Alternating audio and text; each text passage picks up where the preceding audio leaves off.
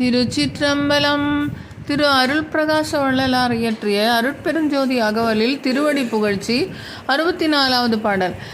சகசமல இருளகல நின்மல சுயம் பிரகாசங்குலவு நற்பூம்பதம் மரபுரு மதாதீத வெளிநடுவில் ஆனந்தமா நடனமிடு பூம்பதம் மன்னும் வினை ஒப்புமல பரிபாகம் வாய்க்க மாமாயையை மிதிக்கும் பதம் மலிபிறவி மரளியின் அழுந்தும் உயிர்த்தமை அருளின் மறுவுரு எடுக்கும் பதம் வளரூர்த்த வீர தாண்டவ முதல் பஞ்சகம் மகிழ்ந்திட இயற்றும் பதம்.